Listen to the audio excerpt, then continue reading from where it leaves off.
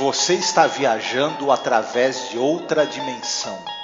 Uma dimensão não só de imagens e sons, mas também da mente. Uma jornada a uma maravilhosa terra, cujas fronteiras são as da fantasia. Há um sinal logo à frente, avisando que sua próxima parada será em Além da Imaginação. Olá, ouvinte! Seja bem-vindo a mais um episódio sobre a série clássica Além da Imaginação. Eu sou Angélica. E eu sou o Marcos. Marcos, hoje a gente vai falar sobre o episódio de militares, né? De movimentações militares e tal. Vamos lembrar que o Rod Serling, ele serviu, né, e tal, foi pra guerra, o caramba. Ele é um paraquedista, né? E, claro, ele tem apreço por esses episódios com temática de guerra, né?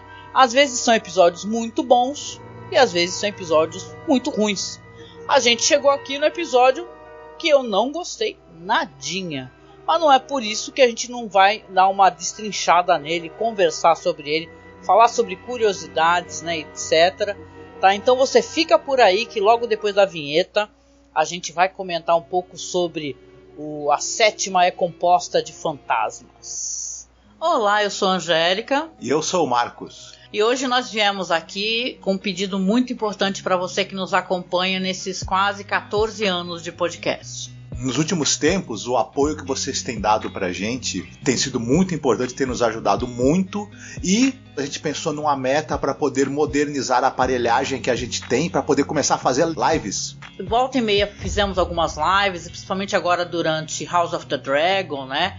E quem nos acompanha sabe que o nosso equipamento ele é muito rudimentar e dessa vez a gente quer tentar chegar numa meta aqui para poder pegar um bom notebook para que eu possa fazer as lives com o Marcos, fazer lives semanais, a gente gerar mais conteúdo, fazer mais coisas ao vivo, ter mais interação com os nossos ouvintes e espectadores. E óbvio, né, para você ter um notebook melhor, não é um computador positivo que eu tenho aqui na minha casa, é uma coisa mais cara, né? E detalhe, nem é um notebook de ponta, assim, o melhor notebook gamer, nada disso. É apenas um notebook onde eu possa fazer as lives, eu possa mostrar os vídeos, não travar, né, durante as lives. O ideal é que a gente tenha o dinheiro no local que não cobra taxa, porque aí você estará ajudando a gente, né? E não enriquecer algum banco ou alguma, né, operadora. Na verdade, um computador melhor também vai agilizar a edição dos programas, né? Exatamente. Então, eu peço, o Marcos também aqui, que você nos apoie, tá? Como você pode apoiar? Você pode apoiar pelo Apoia-se, mas o Apoia-se tira uma cota, né? Tira um valor. Ou você pode apoiar via Pix também. Nos ajude a atingir essa meta. Tá certo? Então a gente deixa aqui um beijo muito gostoso, um abraço muito apertado. Fiquem todos muito bem, se cuidem.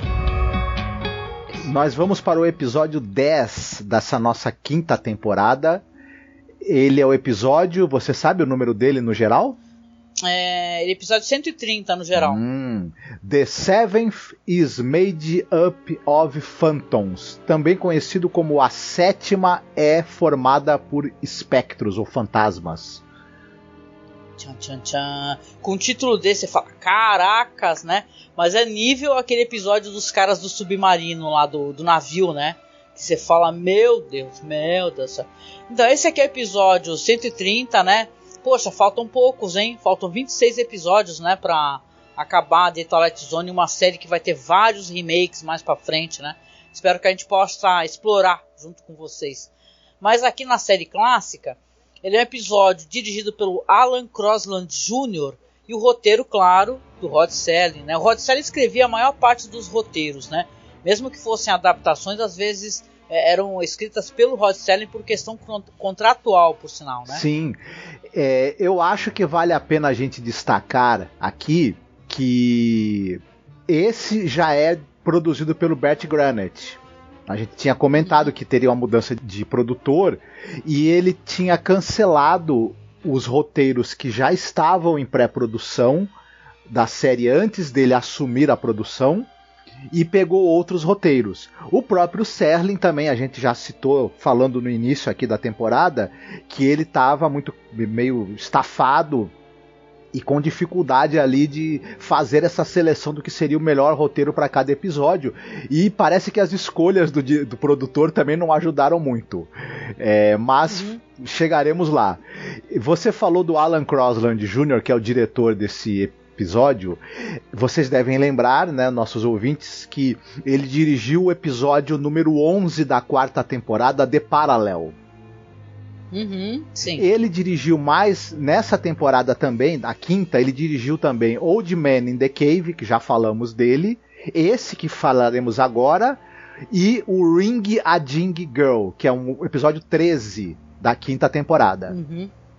Além disso, nós chegamos a comentar já da carreira dele, que ele teve direção de episódios de séries como Alfred Hitchcock Apresenta, Batmasterson, Rei da Polícia Montada, mas ele também tem o nome dele muito ligado à série da Mulher Biônica, lembra aquela série dos anos 70, né?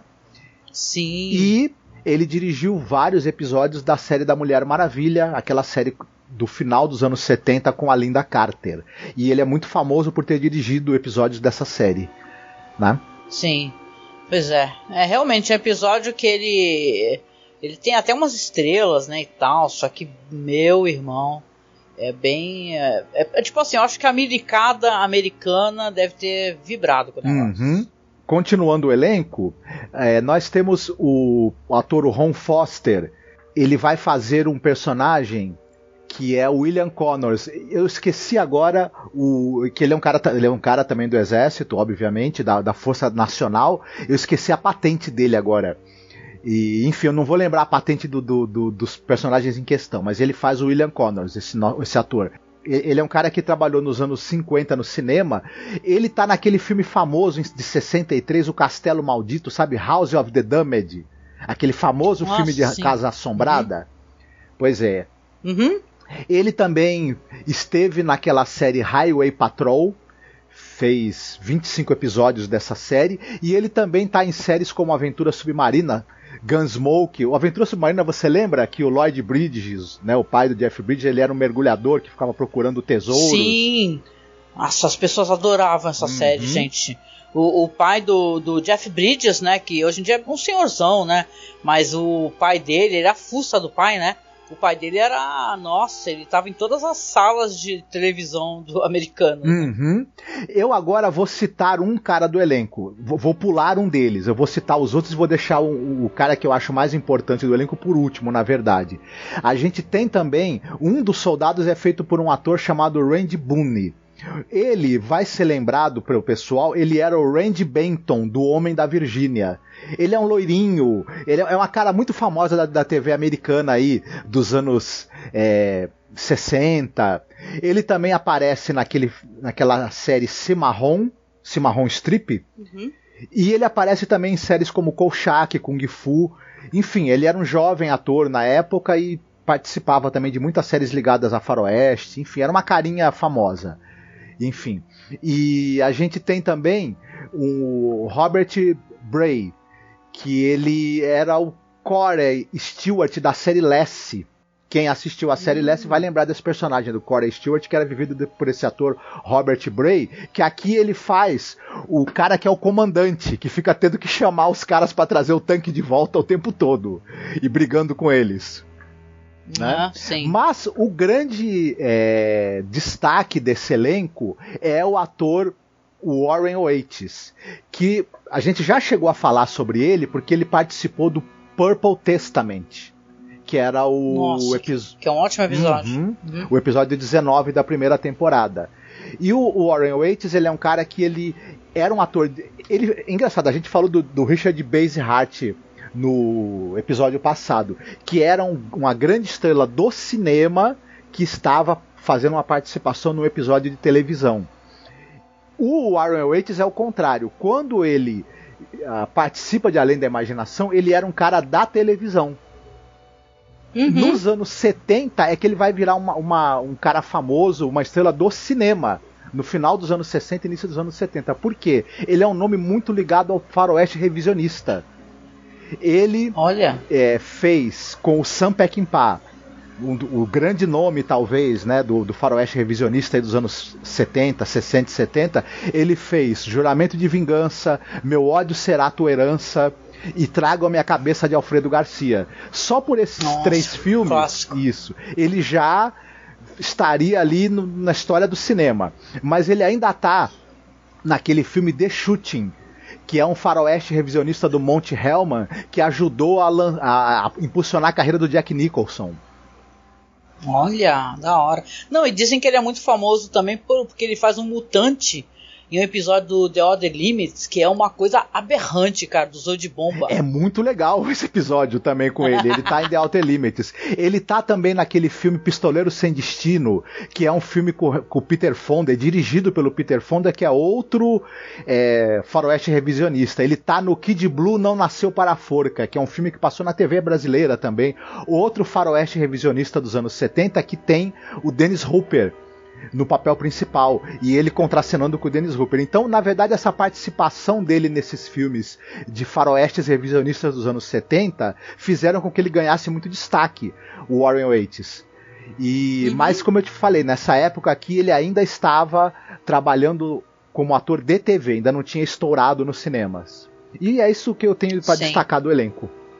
O que eu tenho de destaque aqui é que você falou do episódio maravilhoso, que é um episódio que a gente gravou na primeira temporada, que é o The Purple Testament. Ele é muito melhor do que esse aqui, em vários níveis. Nossa, em vários níveis. Esse é um episódio de guerra que ele é todo equivocado, saca? Você fica tentando entender as escolhas de roteiro mesmo, sabe? Pra onde os personagens vão, que não tem sentido, e depois elas caem pra uma verdade meio gritante, né?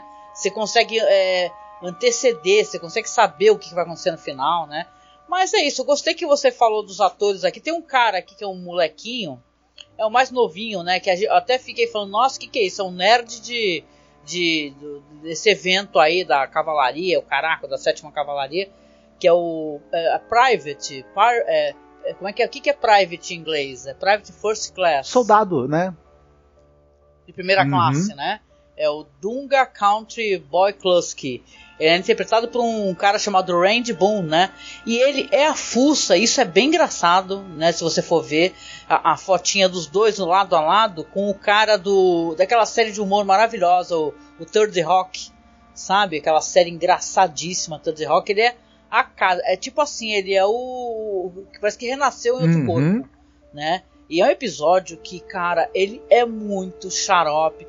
E pra gente que é de outro país, isso daí vocês vão ter que me desculpar, né? Não tô aqui nem relativizando a importância de eventos americanos, né, e tal. Mas a gente sabe que eles têm uma tremenda mania de pegar esses eventos de exército e ficar nesse lambe-lambe. Ai, meu Deus, os grandes soldados, heróis. E eu tenho já um nojinho, aí a culpa é minha, tá? Pode colocar a culpa em mim.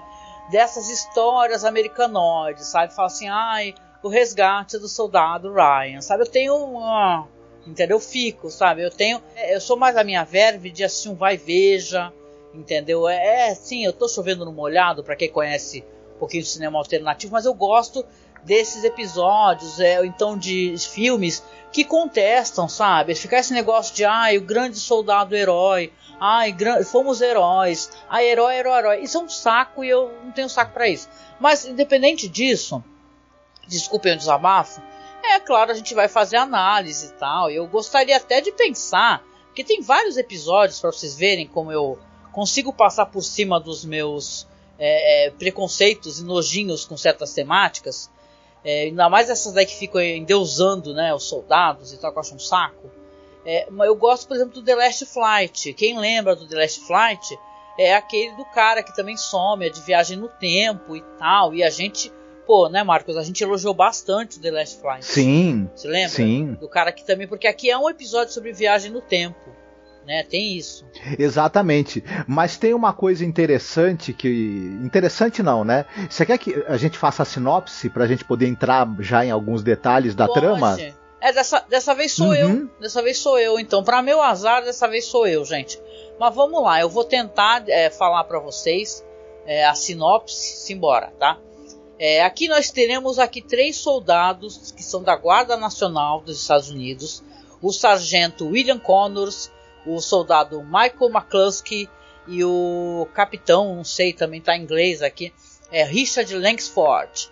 Eles são os tripulantes de um tanque, um M5 Stuart, que estão participando de treinamentos de guerra, né, de jogos de guerra, estão conduzidos por algum motivo, né, mas aí o americano que deve saber, americano médio, né, ali próximo onde teve a batalha do Little Big Horn, né, que é um local onde o coronel George Custer ele assumiu a última posição dele, né, foi um episódio de grande derrota, né, e tal, aí vem aquele sentimento heróico americano, né, insuflado. As ordens deles são que eles têm que fazer lá as rotas, os testes e tal, só que o episódio, inclusive, ele começa com uma época diferente. Ele não mostra logo de cara os soldados que são ali, são em outra época, eles mostram os caras na época mesmo do Custer, né, sendo alvejados, os três conversando, indo numa cabana indígena. Ou seja, o episódio ainda tem esse componente que é discutível, e sim, eu entendo que o episódio ele pertence à época dele, uma visão da época dele, que a gente tem hoje em dia uma outra visão, né, relacionada, tem até a ver com o que eu vou recomendar no final. Mas tem isso do indígena malvado, o soldado heróico, e a gente já assistiu tanta coisa, tanta produção e sabe que não é bem por aí, cara pálida, né? Aí você tem os três ali numa época do Custer mesmo, né?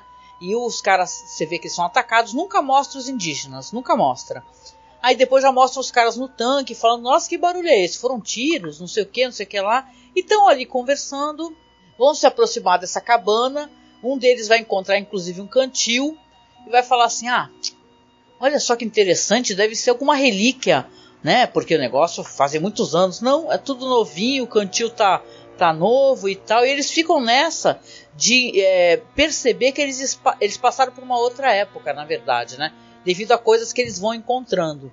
Quando eles retornam, o Connors, né, que é o patente maior deles, né, ele fala pro chefe lá deles que acha que eles voltaram no tempo. Ele fala que viu armas, viu cantil, viu várias coisas e tal. E ali pra mim o roteiro já começa a dar aquela derrapada gostosa, né? Porque você tem um cara que tá falando que acha que viajou no tempo e tipo o comandante dele lá não fala, ok, colega, vamos, né, pra sua cabana, vai dar uma relaxada, você pegou muito sol na cabeça, né? Então, não, ao contrário, ele fala assim, para de falar besteira, o comandante lá deles fala.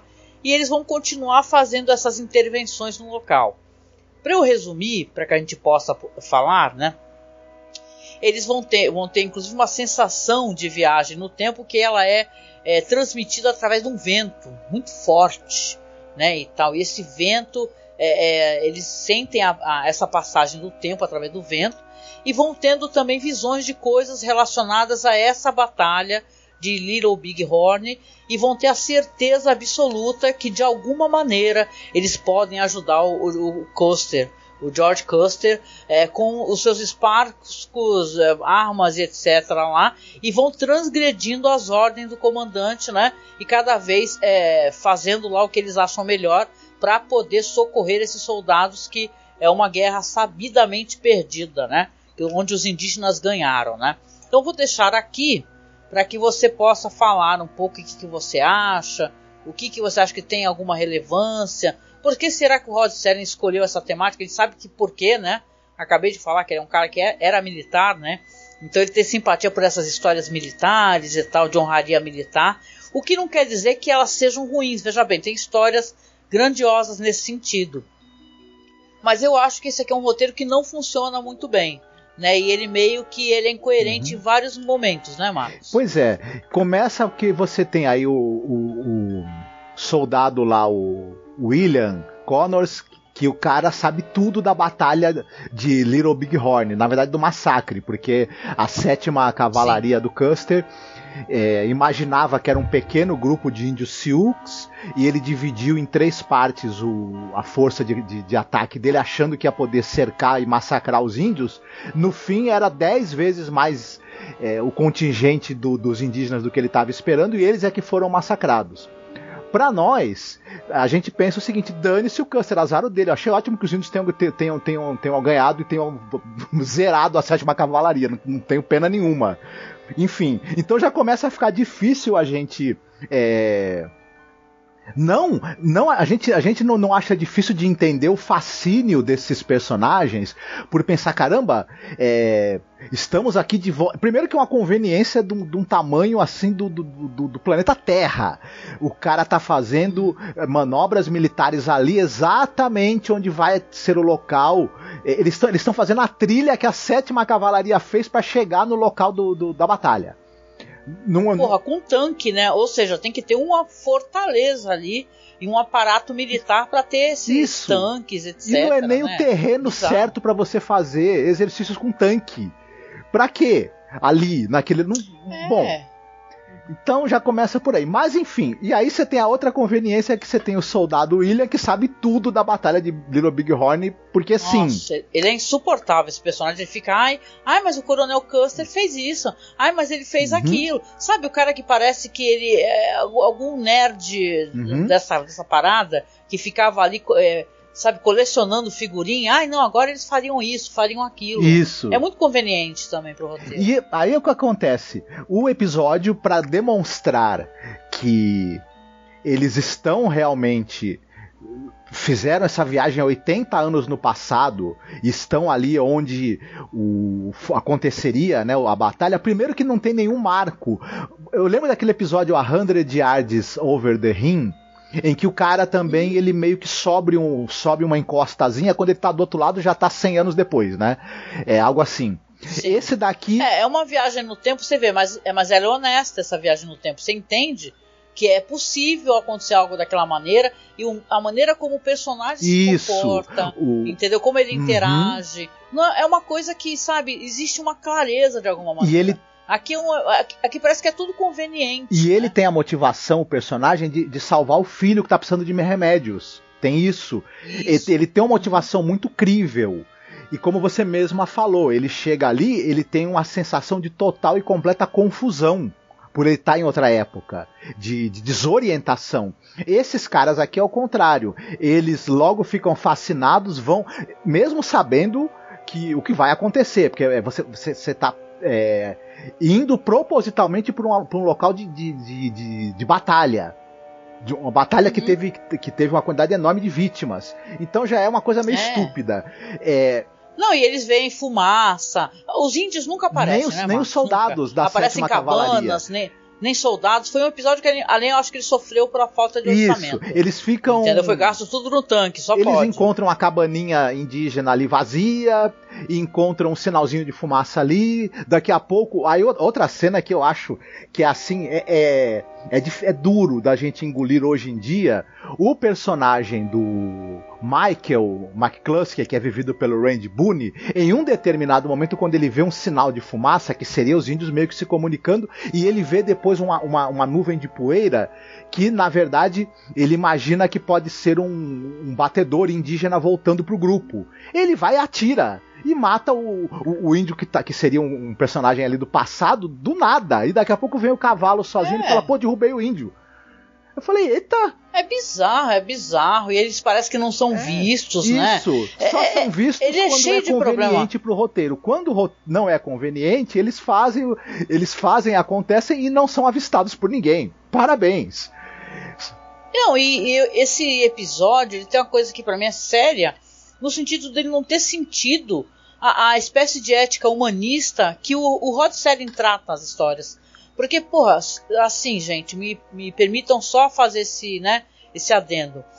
Rod Serling é o cara que escreveu, que, né, pelo menos ele aprovou, né, Dust, né, que é um episódio que ele critica o assassinato do povo mexicano e tal. Então você tem aqui um episódio onde que foi uma oportunidade, na verdade, que o Rod Serling teria, e eu não sei por que ele não faria isso que eu queria entender, de criticar como é que os povos originários americanos são tratados, né? Sim. Então você tem aqui, na verdade, uma perspectiva que, vista agora pela nossa perspectiva, então, diz que na época também incomodou um pouquinho, de, pô, como é que é? Esse Custer, ele adorava matar índio, porra. Entendeu? E se ferrou na guerra, porque sim, é uma guerra, os índios também vão atacá-los, né?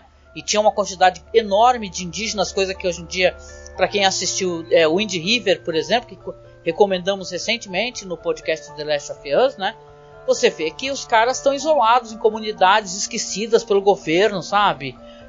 Abertas à violência, sabe? É um absurdo. Então é um momento que o Rod Serling teria para falar para a comunidade americana, falar, porra, meu, olha como é que os indígenas foram tratados, né? Não, mas vamos fazer episódio para falar dos maravilhosos soldados americanos e como eles querem viajar no tempo para poder salvar os soldados do General Custer. O tadinho do Custer, né? Ele ia lá massacrar aquele grupo de índios, ia massacrar os homens, as mulheres, as crianças, ia massacrar todo mundo, mas tadinho dele porque os índios se defenderam e conseguiram derrotá-lo, né? Tadinho do Custer e da 7ª Cavalaria. Vá pra lá! Não, tem um monte de filme de faroeste que existe a entidade indígena malvado. Entendeu? Então essa visão, em 63, pela perspectiva do Rod Serling, que era um cara... eu sinto o Rod Serling, um autor conectado, sabe? Com questões humanistas, questões assim importantes, né?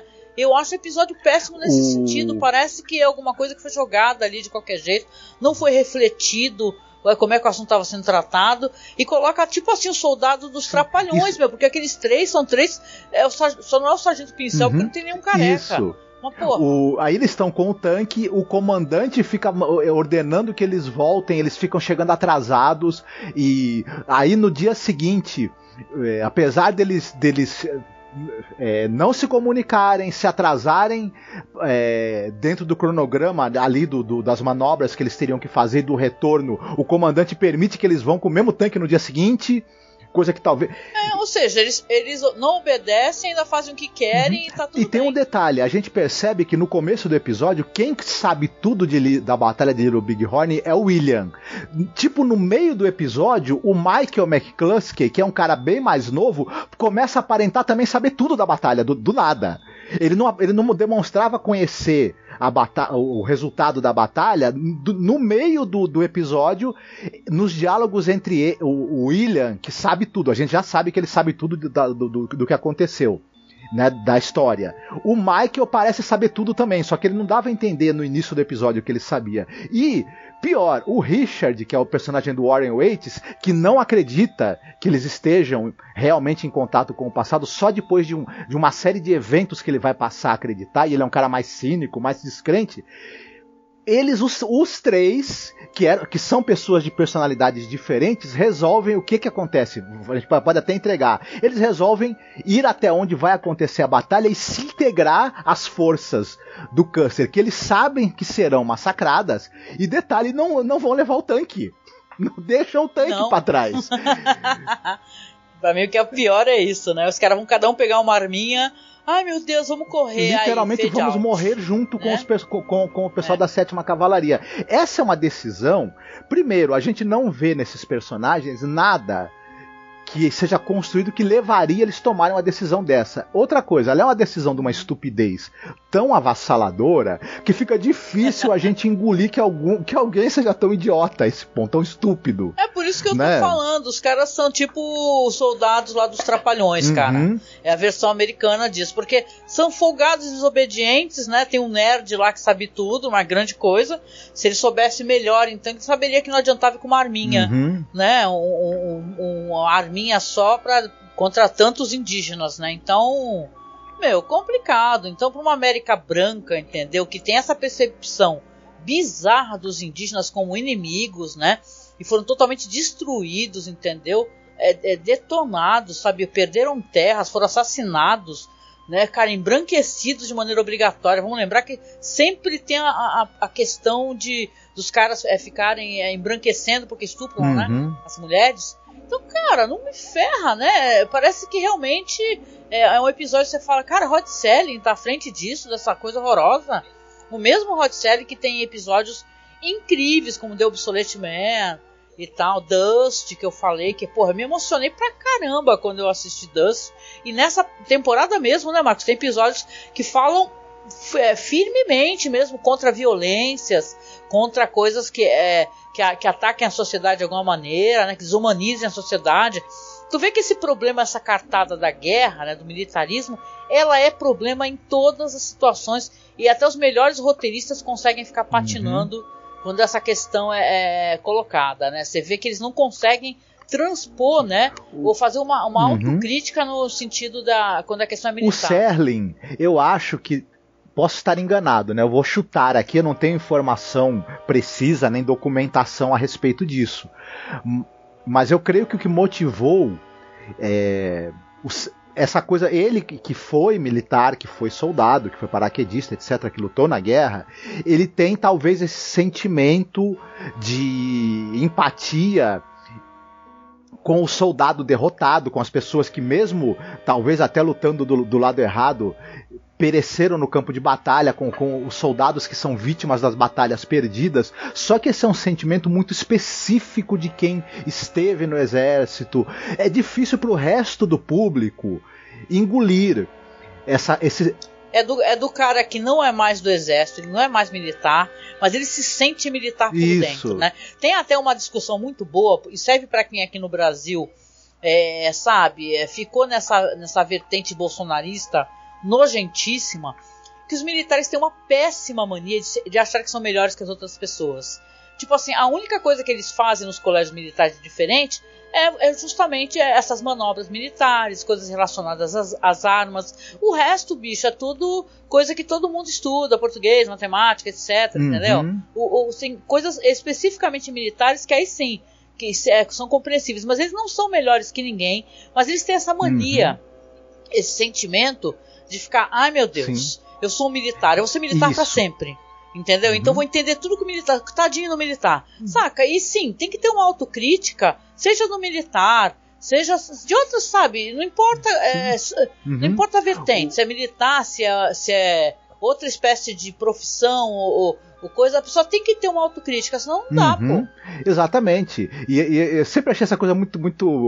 O dentista, quando ele se aposenta, ele não fica mais arrancando dente. Ele fala, fui dentista, foi minha profissão, agora eu sou uma pessoa aposentado, faço outras coisas da vida. A faxineira, quando ela se aposenta, ela não fala, serei eternamente. Não, ela... Trabalhei com isso, agora... Não, a militar... Mas isso daí vem dessa parada deles acharem que são diferente do... Tipo assim, nós que não somos militares, nós somos cidadão comum. Então a gente não tem o mesmo nível ideológico, a ética deles. Sabe, tem todo um discursinho furadíssimo. E, cara, o Rod Serling, ele patinou nessa daí, que é um episódio... Ele é ruim em tantos sentidos, o final dele, gente. Porque você sabe que os caras vão, obviamente, morrer, né? Porque vai o soldado pincel, o fulano e o cicrano com uma arminha na mão, não aparece em nenhum momento a guerra, o episódio não tem grana pra isso, né? Então, o episódio foi filmado na Califórnia, não foi Montana, né? Que é onde aconteceu realmente isso daí. Aí você vê que, cara, depois, convenientemente, o chefe deles, o comandante, o outro soldado, eles vão estar ali na reprodução, é uma reprodução desse monumento nacional ao Custer, a batalha de Little Big Horn, né? E ali, outra conveniência de roteiro, porque vocês sabem que quando tem lista de mortos, é por ordem alfabética, né? Mas não, os três estão ali todos fora da ordem alfabética. Isso. Entendeu? Vai estar lá o Michael McCluskey, Richard Langsford, Bentley Simonson, sabe, meu? Pelo amor de Deus, sabe? Até essa conveniência de roteiro a gente teve que engolir, entendeu? Que tá os três ali convenientemente ali. E os caras estão passeando ali pelo monumento. Sabe o que é pior? Se eu não me engano, tem o nome dos três juntos que não está em ordem alfabética. Aí quando você vai descendo, aí tá tudo no B.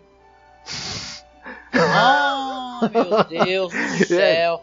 Gente, isso é muito ruim, cara. Isso é pegar o espectador e é triste porque The Twilight Zone não é assim.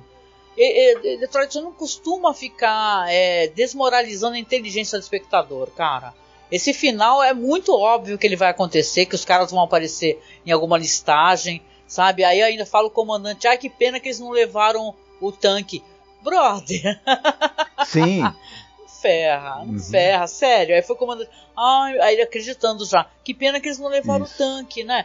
É o pior, cara. Olha, esse daqui, se tiver lista de piores no último programa, esse... Não, é negócio. E outra coisa, né?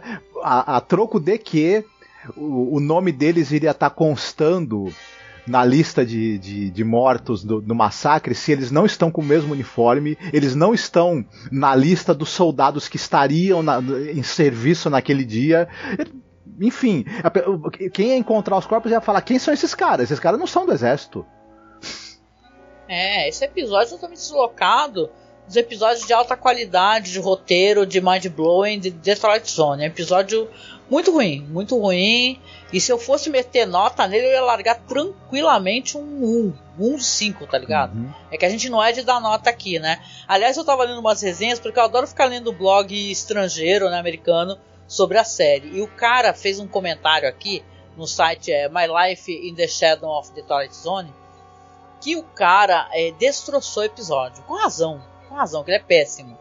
E o cara foi furioso. Entendeu? Ele falou assim, você estragou tudo pra mim. Ó o nerd de Twilight Zone. Você tem que lembrar que o Rod Serling não sei o que essa batalha foi antes do Vietnã, que por isso que o Rod Serling, sabe? Ridículo, né? Sempre vai ter um cara ali comentando. E, gente, é muito ruim, gente. Se vocês gostarem, vocês contam pra gente aí nos comentários. A gente não quer, até porque a gente é uma coisa que tem que ser, né, de esquerda, a gente ser empático, né, e tentar ser empático com questões que as pessoas simpatizam. E claro que pode ter alguém aqui que é nosso ouvinte, a pessoa militar, vai achar que a gente está desrespeitando. Não estamos. Mas eu acho que esses debates são debates importantes, inclusive na atualidade no governo brasileiro, devido a como as coisas aconteceram, como os militares se comportaram, o que eles permitiram que os cidadãos fizessem pós-governo Bolsonaro, o que aconteceu no dia 8. Então, gente, é um debate importante, entendeu? E passa por você parar de achar que o militar é um ser humano diferente, que tem uma ética superior, porque está comprovado que não é. Desde a ditadura aqui no Brasil, os militares estão envolvidos em paradas muito erradas, entendeu? Em muita violência, e eu acho que já deu, né? Agora, claro, aqui a gente está falando dos Estados Unidos, eles têm essa péssima mania de fazer filmes de heróis e todo mundo chora e se emociona. Eu não tenho simpatia com isso daí. Eu gosto de filmes que pegam a guerra, esfrega na cara da pessoa e fala assim, guerra é uma merda, tá? Uma porcaria, olha só, esse cara se fudeu. É bem por aí, essa é a minha vibe, vocês me desculpem, né, se eu não gosto do Resgate do Soldado Ryan, sou muito mais o filme do Kubrick lá, o Glória Feita de Sangue, então essa é a minha vibe. Quem não gostar, vocês me desculpem, tá? Mas é isso, a minha impressão que eu tenho do episódio é uma pataquada americanoide, e o Serling é uma pena, ele perdeu a oportunidade de detonar o jeito como o americano, como os exércitos americanos. Também teve aqueles episódios terríveis sobre Guerra da Secessão, né, que já é uma lambeção de bota de soldado da Guerra da Secessão. Tem uma questão do componente de racismo muito forte, de escravidão. Então é assim, cara, todo mundo erra, mas nesse daqui o erro foi forte, viu? Pois é. E aí, a gente tá se estendendo muito, né? Você vê, né? A gente reclama, mas eu espero, né? Porque eu sempre fiquei com raiva de quem tenta falar que não gosta de alguma coisa, mas não explica. Então eu espero que a gente tenha conseguido explicar por que nós não gostamos aqui, tá? Pra não parecer que a gente tá falando de orelhada. E vamos lá pra parte de recomendações, que eu tenho certeza que a gente vai recomendar coisas melhores do que esse episódio. E aí, o que você separou pra gente no final do podcast? Eu posso dar uma roubada e recomendar 2 filmes? Pode, ué. Um deles é um filme onde você tem uma ficção científica envolvendo os povos originais americanos, né? Que é o filme recente aí, Predador, a Caçada, em que o Predador ele vai enfrentar uma guerreira, né? Que é de uma tribo aí dos nativos americanos, e é um baita de um filme de ação em que os indígenas, além de aparecerem, são tratados com respeito, né? E tem referências interessantes ao modo de vida, à cultura. E então, além de ser um baita de um filme de ação também, bem bacana, fez bastante sucesso, muita gente viu, mas quem não viu, dê uma olhada que você vai gostar. E o outro, já que você citou também essa questão de filmes que mostram que a guerra é algo que não é nada legal, e esses heroísmos, esse ufanismo são meio coisas meio bestas, tem um excelente filme aí recente, que é um filme, a nova versão do livro Nada de Novo no Front, o livro do Eric Maria Remarque, e o diretor Eduard Berger fez uma adaptação que foi em 2022, tá na Netflix para quem quiser assistir, e o filme é assim, é difícil, não vou me estender demais, mas ele é um retrato absolutamente perfeito em termos técnicos do horror da guerra, da futilidade da guerra, e é a melhor remédio para quem está aí querendo embarcar num fanismo militarista estúpido. Assista esse filme que ele vai tirar essa ideia da sua cabeça nos primeiros 15 minutos, te garanto. Eu espero que as pessoas sejam compreensivas e entendam, né, que assim, a gente é uma coisa parada nossa, entendeu? Que a gente já não é de hoje que a gente detona esses filmes americanoides aí. Não é porque a gente quer ser diferentão, é porque eu não tenho simpatia, não. Isso daí muito antes do governo Bolsonaro, tá? A gente sempre, né, tem vários podcasts. Você chega em 2009 a gente já tá metendo pau, entendeu? Então é meio por aí. Eu não curto mesmo. E quando eu vejo a patacada americanoide, eu sempre vou reclamar. Mas é boa, a tua recomendação maravilhosa, né? Muito boa mesmo. Adorei. E você, o que você tem pra recomendar pra gente? Olha, eu teria muita coisa, né? Mas eu vou recomendar o que eu vi recentemente. Gostei bastante, porque também meio que desbrava, né, o olhar que a gente tem para os povos indígenas, dentro até dessa época que é colocado ali aqui no episódio, né? Porque a gente tem aqui uma história aqui, que é uma minissérie. O nome dela é The English, né? Que seria a inglesa, né? Porque é uma minissérie da BBC junto com a Amazon Prime, né? Ou seja, produção do Reino Unido, americana e tal. E ela é escrita e dirigida pelo Hugo Blick, tá? Ela é estrelada simplesmente por uma das atrizes que eu mais tenho adorado acompanhar a carreira, que se chama Emily Blunt. Ela, né, ela é uma força, né, Marcos, da natureza. Que mulher, desde Lugar Silencioso, né? Eu acho que desde aquele o Diabo Veste Prada, né, que ela tá... Que atuação, né? Ela é estrelada pela Emily Blunt e pelo Chasky Spencer, que eu falei pro Marcos, eu acho que é um dos caras mais gatos que eu já vi. Eu não sei, ele me parece gato, ele tem um porte gato. Ele é um cara que ele realmente é descendente de indígenas, né? E na história, a Emily Blunt ela vai fazer a Lady Cornelia Locke, que ela vem para os Estados Unidos, ela é inglesa, e ela vem em busca de vingança contra um homem que ela acredita ser o responsável pela morte do filho dela. Ela acaba conhecendo esse cara, esse indígena, que é o Eli Whip, que ele é um ex-batedor da cavalaria. Porém, ele é membro da nação Pauí, né, por nascimento. Ele é um cara que, inclusive, ele não tem a simpatia dos próprios indígenas também, porque, obviamente, trabalhava com cavalaria, né? Qual seria a simpatia que ele teria se ele é um batedor, né? Que é o cara que avisa, né? Onde estão as pessoas, vai na frente avisar se tem ou não e tal. Ele é considerado um traidor, né?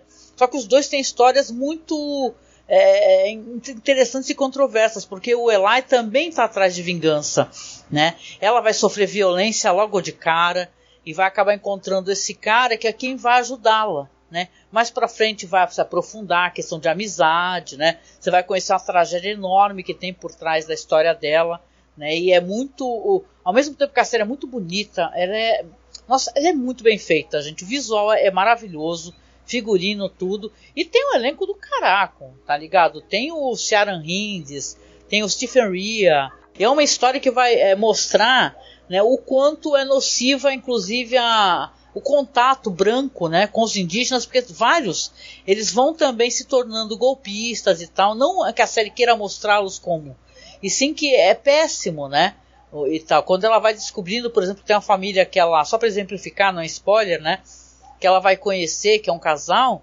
e vai descobrir que eles são ladrões e tal, mas eles já estavam sofrendo violência das pessoas brancas que passavam pela fazenda, né. Então é uma história muito poderosa. É uma minissérie curtinha, são apenas 6 episódios. E, cara, ela me tocou profundamente. Coração, assim, ela é lindíssima. Tem pra assistir, eu tava dando uma olhada, eu procurei, né, pela HBO Max, pra quem tem esse serviço de streaming. Eu assisti baixado, beleza? Tem fácil por aí. E, cara, assista todo esse conteúdo que faz crítica, meu. A maneira como o americano, sabe, ou como os povos são... A gente falou, só para exemplificar, desculpa me estender, quando nós falamos sobre terror, que a gente pega todo ano na época do Halloween, em outubro, e a gente faz um podcast analisando o terror de uma região. Quando a gente foi falar da Austrália, nós falamos de Onde Sonham as Formigas Verdes, que, por exemplo, fala sobre a eliminação dos povos originários de lá, entendeu? Apagamento e tal. Então a gente, até falando sobre terror, a gente acabou introduzindo esse filme maravilhoso. Então acho que são histórias que isso que nos transforma nosso olhar, faz a gente não ser básico, sabe? Ficar engolindo aquele American Way of Life, ou ficar engolindo, por exemplo, histórias de soldados heróis, os indígenas eram malvados. Pô, gente, a gente está em 2023, né? Tem muita informação por aí. Hoje em dia só fica sendo ignorante quem é conduzido a ficar só obtendo informação através de grupo de WhatsApp, não pode pesquisar blog, não segue pessoas que têm histórias diferentes para contar, só quer seguir histórias que confirmam o seu próprio ponto de vista. Eu acho que é importante, cara. A gente aqui no Brasil está tendo genocídio, né? Agora o pessoal está tentando parar, mas eles não estão morrendo. Yanomami, porra. O pessoal estava sendo morto mesmo declaradamente, sabe? Os remédios sendo roubados, sabe? Pessoas... Nossa, até barra pesada. Criança sendo assassinada, estuprada, sabe? Os caras trocando remédio pelas filhas dos indígenas, meu. Garimpeiro lá fazendo a desgraça. Hoje em dia tava fazendo vídeo aí, falando, ai, tadinho da gente. Porra, meu. Claro, sim, direitos humanos é pra todos, inclusive pra quem não presta. Mas, cara, a gente tem que abrir o olho, né, meu? A gente não pode ficar acreditando no que os outros falam, o que em grupo bolsonarista fala. A gente tem que, porra, acorda, meu, acorda pra ser gente, sabe, melhorar. Então eu acho que isso faz parte. Quem achar ruim com a gente porque a gente não gosta de histórias militaristas, porra, não conhece a gente, meu. A gente tem o maior orgulho de ser assim. Né, Marcos? A gente detona mesmo, pô. Tu tá escutando o podcast errado. Então, abraço, desculpa, viu, pelo desabafo, mas, meu, é por aí, entendeu? Rod Serling, você me decepcionou. There is a fifth dimension. Beyond that which is known to man.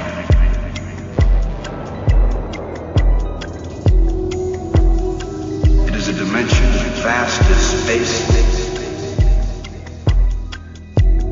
and as timeless as infinity.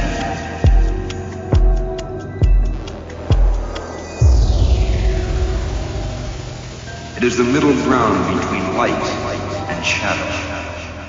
E é isso, né, gente? Chegando no final do podcast, que eu jurei pro Marcos aqui em off que ele ia ser super rápido, porque, nossa, episódio não é muito bom. No final a gente tá aqui um tempão conversando, já até estouramos o nosso tempo, né, Marcos? Sim. Mas vamos lá então pros finalmente, para que a gente possa recomendar a música, porque vocês sabem, né? Na versão em áudio sempre tem música. Então o Marcos escolheu, porque a vez dele é a música de hoje, né, Marcos? Sim. Eu vou tentar não me estender muito, porque na verdade, como eu sempre gosto de roubar, né? Eu vou recomendar uma música, mas eu vou recomendar que as pessoas procurem conhecer o trabalho de uma cantora maravilhosa, que é a Joanne Shenandoah.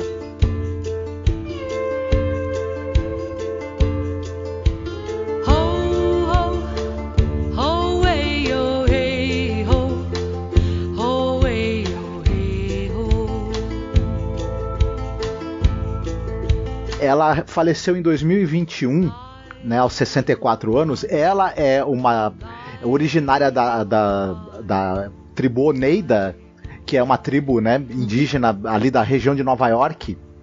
E ela foi criada numa reserva onde ainda existem remanescentes dessa tribo. Ela era uma profunda conhecedora da cultura, da língua e da musicalidade, né, da tribo dela. O que acontece? Ela também tem uma formação musical, e ela faz essa ponte. Ela pega a musicalidade, a língua, os cultos, a cultura, as lendas, e ela dá uma roupagem com folk, blues, música erudita, junto também com a sonoridade típica da musicalidade da tribo originária dela. É um trabalho absolutamente maravilhoso. A obra dela ela é inacreditavelmente linda. É impressionante. Nossa, tô emocionado, eu quero conhecer, não conheço não, Marcos. E assim, você tem no YouTube, você tem a discografia dela, você pode escutar sem problema, você tem no Spotify, tem fácil acesso a tudo que ela produziu. Então eu aconselho que Johnny Shenandoah, que as pessoas procurem. Além de ser algo interessante de você conhecer a música dos nativos originários, dos povos originários americanos, ela tem essa roupagem também moderna, então é também algo muito agradável, muito interessante de se escutar, também musicalmente muito rico. E a música que eu vou recomendar é uma música que ela gravou chamada Tetri, que é tratado, onde justamente discute os tratados que levaram as tribos, na época ali do oeste ainda, em que as tribos estavam sendo perseguidas e massacradas, que levaram as tribos a irem para as reservas, e como esses tratados não foram cumpridos e acabaram levando as tribos à fome, ao desespero. Por isso que inclusive as tribos se revoltavam e aconteciam fatos como foi o massacre da 7ª Cavalaria. Então vale muito a pena escutar, é uma música tristíssima. Legal, nossa, eu não conheço, tô doida pra ouvir, vou ouvir quando for fazer edição. Muito legal, Marcos, poxa, obrigada, viu? Gostei da recomendação. E nos finalzinho aqui, no finalmente, né, a gente dá aquela reforçada na nossa campanha, tá? A gente está com uma campanha para tentar arrumar um computador novo, tá? Um notebook, um PC. Estamos pensando em montar um PC. Então, todo o apoio, cada graninha que cair já é importante.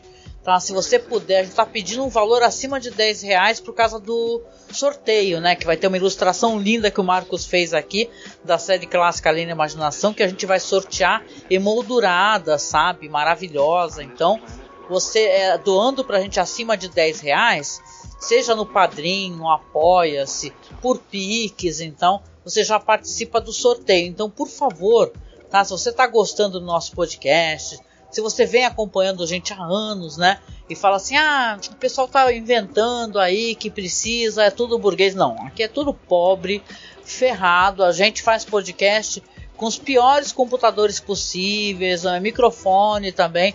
Desde o começo tem podcast da gente, pra vocês verem, ele tá perdido, cara, no sentido técnico, porque a gente tentou tudo na época e não conseguiu melhorar. Então tipo assim, são audíveis, mas não são perfeitos. Isso é muito duro pra mim enquanto editora. São quase 14 anos, né, da gente escutar um podcast que deu problema no áudio, cara, o áudio tá baixo, tal. E é complicado para poder fazer essa remasterização. Então gostaria que daqui para frente, a gente já está tanto tempo no ar, a gente conseguisse arrumar um computador decente, o Marcos tivesse um microfone decente, né? A gente queria comprar para você, né, Marcos, aquele microfone USB, né, para você poder ficar só com o microfone dedicado, para não ficar com esse headset teu que é meio, né, lamentável às vezes o som do headset. Não é que seja péssimo, mas não é bom, né, como poderia ser.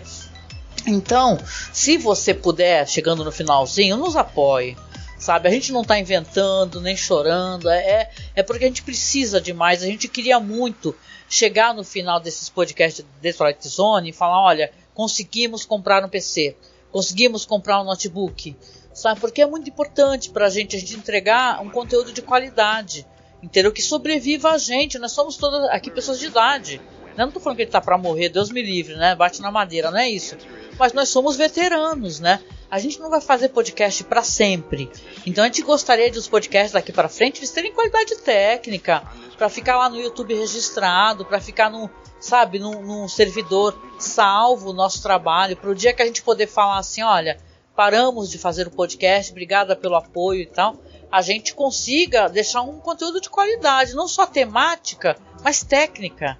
Então eu espero de coração, sabe, que a gente consiga fazer isso, tá? Então o seu apoio, ele é fundamental em todos os sentidos. Se você puder, se você não puder, compartilhe o podcast, comenta, bota na sua timeline do, TikTok, bota corte no TikTok, a gente, óbvio, autoriza, né? Isso daí, divulga o nosso podcast, nos ajude. Toda ajuda é bem-vinda, né? O nosso trabalho é de coração, tudo vai voltar para vocês. A gente conseguindo arrumar esse notebook, esse PC, volta para vocês, podem ficar tranquilos. E agora, para poder ajudar na campanha, etc., aumentar o nosso público, a gente está, né, Marcos, fazendo conteúdo lá para Twitch, né, que é uma plataforma para gamer, né? Só que a gente não é gamer, então a gente está lá brincando, conversando sobre podcasts. Eu estou falando toda terça-feira sobre a série Hannibal, que é uma série maravilhosa, né, com Mads Mikkelsen, grande elenco. E quinta-feira, né, Marcos, a gente está fazendo o K.O. Crimes. O que é o K.O. Crimes, Marcos? O K.O. Crimes é um nosso projeto no qual apenas crimes que são mentiras deslavadas, toscas, caóticas e a gente espera engraçadas são a temática. Isso, exatamente. A gente bolou esse nome engraçado, meio absurdo, porque a gente quer aprender a contar, fazer esse exercício de storytelling, contar mentira. O sorteio é ao vivo, ou seja, a gente não bolou nada antes, é junto com vocês. Então é toda quinta-feira a partir das 9 horas da noite, a gente tá no Twitch. Então segue lá, tá? É Angel Masmorra no Twitter, na Twitch, tá bom? E com isso eu deixo um beijo, um abraço muito apertado, gente. Vamos pensar com muito carinho, tá? Com muito amor e com muito afeto nos povos originários, tá? E a gente se encontra aí no próximo podcast sobre The Twilight Zone, tá bom? Fiquem bem, se cuidem. Um beijo, tchau, tchau. Where is this place?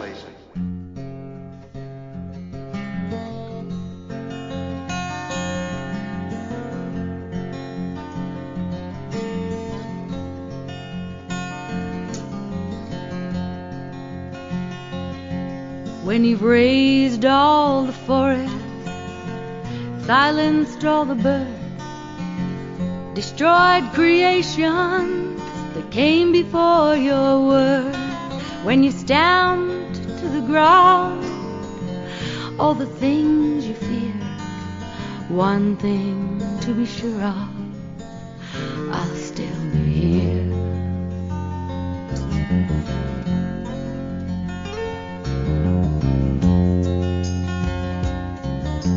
Remember the treaties you have made with me. As long as grass grows and the sky is blue and rivers run free, does this not mean forever? Or did we not agree? Will lies and broken promises be your legacy? Who am I, your honor? Who am I, your grace? Who do you see standing here as you look upon my face? Hear me, Mr. President, this is sacred ground. You cannot own my spirit, though you might lay me down. So take all your children, teach them your life. Why waters are polluted, smog fills the skies. You can drain all the oceans and fill them with tears. You will never remove me, I'll always be here.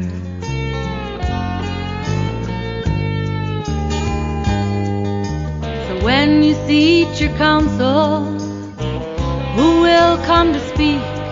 For the buffalo, the eagle, the forest and the trees, the oceans and their bounty, for all who here abide, and for all the children who stand here at our side. Who am I, your honor? Who am I, your grace? Who do you see standing here as you look upon my face? Hear me, Mr. President, this is sacred ground. You cannot own my spirit, though you might lay me down. You cannot take my spirit, this is sacred ground.